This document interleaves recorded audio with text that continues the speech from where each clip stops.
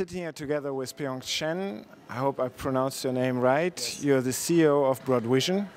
Right. BroadVision is an old tanker within the content software business. Enterprise portal, content management, and e-commerce. So, and now you're entering the social business sphere with exactly. So last few years, we've changed completely our focus from traditional on-premise software, expensive, big implementation, big ticket item. Some people refer that as aircraft carrier business, to a much newer agile business in the cloud, which is both a SaaS and a PaaS, called Clairville, which is an entire enterprise social networking platform. Okay, so there are a lot of products out there, product offerings out there, which are positioning themselves as an enterprise social networking approach. So where would you say is your uniqueness within this space? Yeah, the way we believe that we are really superior is something we call MBC. We are newer, we're better, and we're cheaper. Okay. Newer because after this year will be our 19th anniversary for our company. So we've been in this enterprise, we're truly a pioneer in knowledge management, using the web to do knowledge management, content management, and portal. So we've got substantial amount of both real experience and know-how in this area. And about 3+ years ago, we decided that we will build a brand new platform using the newest architecture, newest technology, but really borrowing in all our experience that we learned from our first generation of technology. So new is a good thing in this case, but better, because in the true enterprise social business, others tend to really take a corner of it. So for example, a lot of them take the approach of just being the enterprise Twitter, for example, providing you with a chattering stream within your company. But you will find that it's typically very hard to sort of immerse that into your real day-to-day work that becomes an essential part of how you work. People still revert to what they are comfortable or familiar with, things like email, having a lot of meetings and things like that. What we do very different from others is that we provide you with one unified platform of engagement so that all your users, whether internally your workforce or externally your customer partners, can share in as many spaces as needed without any IT overhead. Everyone can do it themselves. But more importantly, you can think of it as a place rather than as a tool. It's a virtual place in the cloud, anywhere in the world. However far your enterprise is or your ecosystem is, that you can work in there. And from there, you can also very easily connect with others.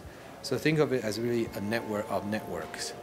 But to set up many, many networks like this, if you require IT to do that for you, obviously it would be extremely cost prohibitive.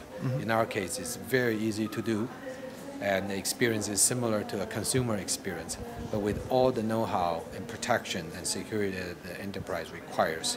In other words, we have a platform to help you do a lot of sharing in lots of different collaboration spaces, but also to allow you not able to share. So sharing and not sharing actually is the two sides of the same coin.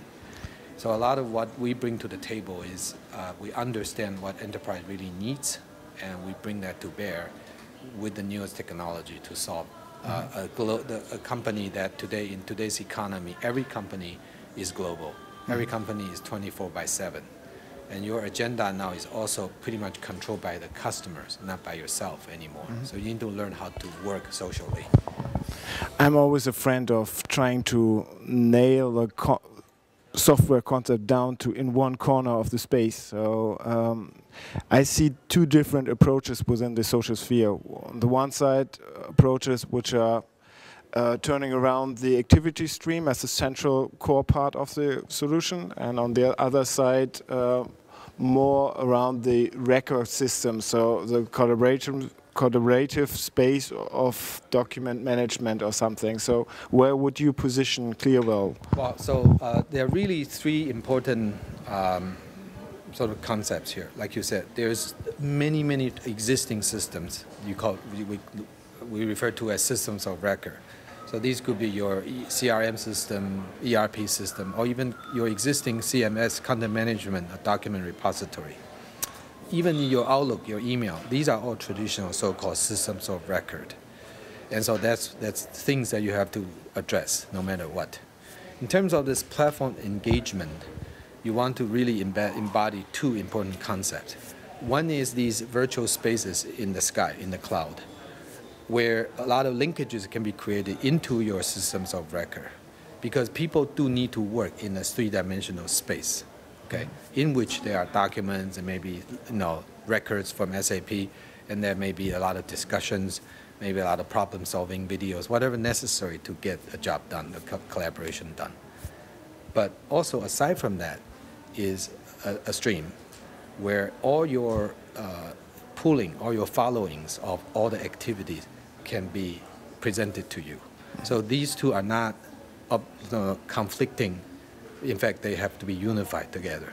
So all these three different forces, if you can put them together, which we do, then you have the real unified engagement platform. If we look at the streaming concept or the activity stream, there's always the critics about the information overflow, which is coming with the transparency, which is a side effect of the transparency within the company. How are you coping with this critics or with these problems within the companies? It's a really boils down to the fact that two things. First of all, I think we will all recognize that different from the traditional push type of communication, which is, or one-to-many type of communication, which is really email, you are really not in control as a recipient. So two things happen there. One is we tend to over-CC a lot of people that really didn't need to be in that thread. And that becomes sort of an internal spam, so to speak. It could be another scenario where you don't really know who should be included. So therefore, you actually neglecting somebody who can be really helpful in this collaboration. So in other words, using email as a surrogate for multi-party collaboration really is very problematic. We already know that. In an enterprise social network, what we're really doing is to establish a new so-called knowledge cube or knowledge grid. Think of it as sort of like the electrical power grid, where each one of us inside or outside the organization, which can be spread across several networks, as I said earlier, in this ecosystem of networks, we now are able to become an active cell in this grid, or in this cube. And instead of pushing, we are doing is pooling, right? We're saying, okay, so I am interested in what you're doing, or we're involved in the same project. So you can begin to follow pooling all the different activities, whether it's other people, other content, or other spaces. Sometimes explicitly by you saying, I want to follow that. Sometimes even more powerful is implicitly, just because you both share the same expertise. You don't even know each other. You may work in China, I work here, we never met before, but we work in the same company. So suddenly, something very magical can happen called serendipity, meaning you have a problem, you don't even know I exist, I actually could help you. So in that case, back to your main question, which is then what about information overload, or sometimes referred to as signal to noise ratio. Too much noise, not enough signal, right? So how do we solve the problem? The way you solve this problem is that, first of all, already, instead of like in email, you're being pushed, you're very passive. Here, the way, because you are pooling, you already are selecting what it is that you really are interested in. What we provide also is both as a prisming, meaning focusing, as well as filtering. So that if you look at our stream, it's not just one tab, you have several tabs that already allows you to categorize the different types of streams into some buckets that allows you to be better focused or prism into the actual issue. You can also reset the priorities. So for instance, you can say, I want to see all activities, or I only want to see activity from beyond, okay, or from that community, or from that particular content. We also have a specific type of activity called tasks. This is a very lightweight workflow we call task flow. So it's not a preset complex BPM, it's people-based BPM. So that, because if you think about how we use communication, oftentimes it's a free-form discussion, but sometimes it truly is an assignment. Please do this. Could you approve that? And so those type of activities go into that particular bucket. And we have other buckets just about notification. So they have relative different types of importance or priority. So what you want to do, therefore, to truly answer your question is the quality of this really, really relies on the signal to noise ratio. And if once you understand how to do the following, which really isn't very hard, with all these filters that we provide for you, you'll find this inbox, this social inbox, to be actually a lot more compelling and essential to your work than in the past with your email inbox, where you are basically kind of Sure, I understand, well, the comparison to the past, but also to the actual situation. Well, if we look on the consumer side, like Facebook, Facebook is using the edge rank, so they have a filter mechanism. And don't we need this kind of filter mechanism of relevance? Exactly. Yeah. You can also rank it by relevance. So essentially, think of this as on the one hand, you are pulling, simply because you know you are involved in that. The other direction is by relevance. So the relevance can be as simple as just because we have a shared connected, we have a shared interest or we have a shared expertise. You are an expert in enterprise social, I'm an enterprise, so we will be connected that way implicitly. But the other way is by just result. So for instance, your content has been ranked very, very high by everyone else in the network. Then you will bubble up to a leaderboard. Then I'll see, hey, I didn't know, this is such a great piece of work, or this person is such a knowledgeable person. Then they will encourage you to follow. So there are many, many ways for us to make this network, this cube, very rich. Mm-hmm. And when you get this connected, like a power grid, the power can go anywhere you need, right? And you can always get rerouted, whatever. And that's what I think every enterprise needs now, because we are, as I said earlier, in a global economy where no company is standalone.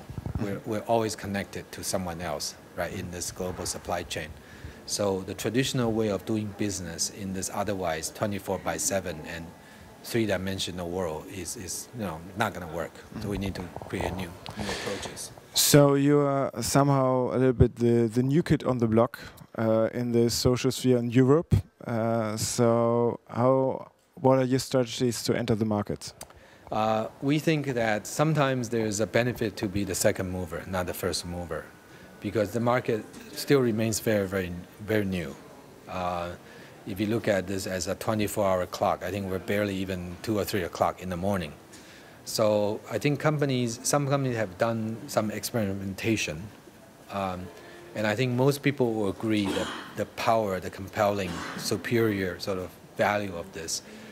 And so at this point, our strategy to enter the market is to leverage this much higher awareness, much higher sense of value, and be able to convey why there is a newer, better, and cheaper way to do these things.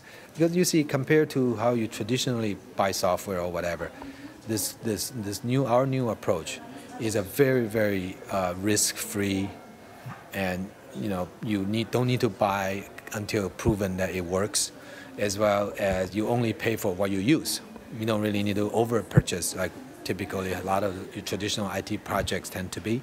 So I think there's a whole sea change that's happening all across the world in how we utilize software like this or how we procure software like this. But most importantly is how we can truly increase, double, triple our productivity. Great. Thank you for the interview.